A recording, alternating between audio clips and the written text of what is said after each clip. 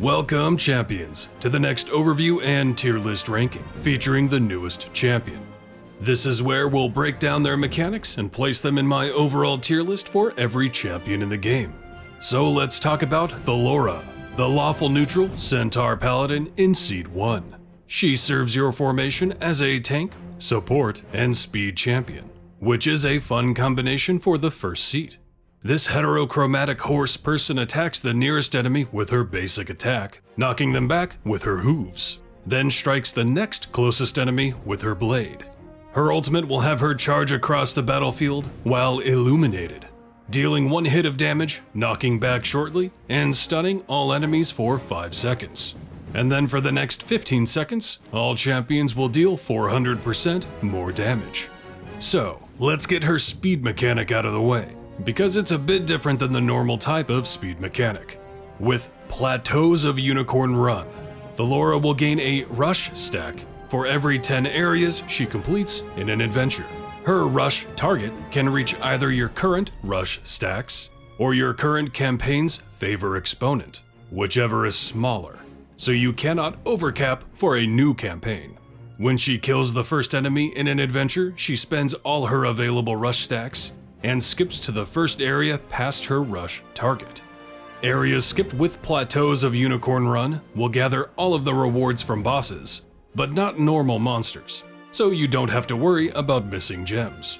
Though keep in mind pairing her with Briv will not accelerate this process. It only counts for actual areas completed, not areas skipped with either Plateaus or Briv's unnatural haste.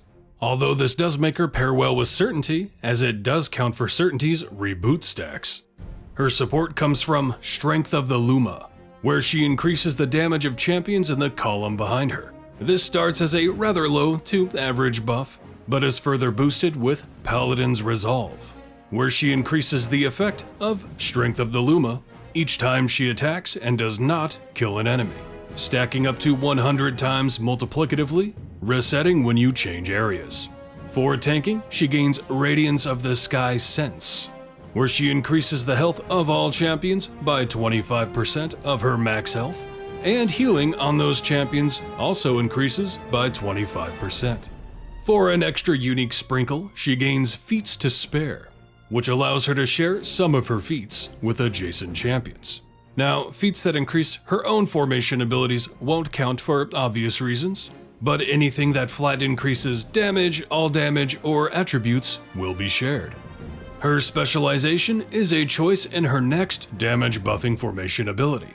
Each option will increase the damage of and scale based off of certain parameters, stacking multiplicatively and with the buffs applying to the pre-stack of every option as well.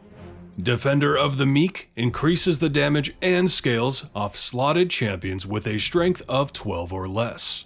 Vanguard of the Quick increases the damage of and scales off each slotted speed champion. And lastly, Khaleesi Blessed increases the damage of and scales off those that are female or non-binary. This buff might seem weak at first, but just remember that it is a pre-stack scaling ability, so it scales really well. Her equipment is set up well, 1 for all damage, 1 for health as a tank, then 1 for Strength of the Luma, 1 for Paladin's Resolve, and 1 for her specialization choice, and the final one left over for ultimate cooldown. Her feats feel like they should be more interesting considering her Feats to Spare formation ability, as she only has 1 for an ability score, Constitution, but we can also reduce her base attack cooldown and share that, or the basics with health and damage, or Overwhelm.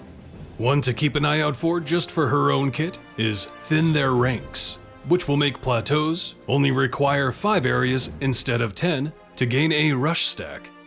Now let's talk about her event, Liar's Night.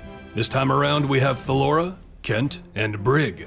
We're coming up on a trend where there are 2 useful champions and then 1 that can kind of be ignored. Thellora is decent, I'll get into her negatives in a moment, but still useful.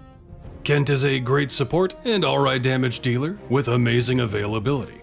Though with the additions of Antreus and Crux, that seat has become a lot more competitive. And then Brig is there? Sharing a seat with the Speed Demons Nahara and BBEG, the best DPS in the game, 2 amazing supports, and others that are just useful in their own rights, he just kinda fades into the background as a non-positional mediocre support.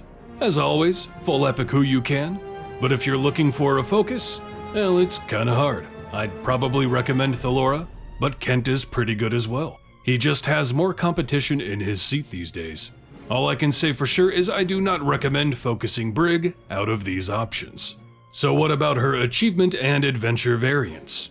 Her achievement is as simple as it comes, requiring her to skip 500 areas with her Plateau of Unicorn run, so just make sure you use her a bit. Her adventure variants all start her in your formation, unable to be moved or removed. The first pairs with her Strength of the Luma, only allowing champions in the column behind her to deal damage, which, if you're forced to use her, is where you're going to be putting your DPS anyway. The second lines up with her specialization picks, only allowing you to slot champions that are either 12 strength or less, female or non-binary, or speed champions. While this restricts a lot of decent DPS options, overall this still encompasses a lot of champions in the game for just filling out your formation, so shouldn't be too bad. And the third is actually very easy, as long as you build up enough rush stacks before you attempt it, and make sure this event's favor is at E10 or above. The non-boss requirements for the first 10 areas are multiplied by 10, so just jump over it, baby. Though, a fire elemental spawns with 10 armored hit points for every non-boss wave who doesn't drop gold or count for progress. But that shouldn't slow you down too much. Her availability is just average to, well, bad, only available for 1 patron naturally and 2 with a feat, and locked out of the wisdom restriction for Trials of Mount Tiamat, as many speed champions are. Also, her specialization makes her more restrictive than you might think. At first glance, you'd think she'd be great for the likes of Krond and Morduk, as she has 16 strength and an easy-to-work-with positional. But both Krond and Morduk are not viable for any of her specialization choices. They are both over 12 strength, don't have the speed roll, and are males. And being 12 strength, that means you can't use any strength feats to make your DPS qualify for the 13 strength requirement for Modron core buffs. Paladin doesn't mesh with Black Viper's Aura of Infamy. She's in Veronica's seat for Nahara, and being in seat 1 means no Nixie.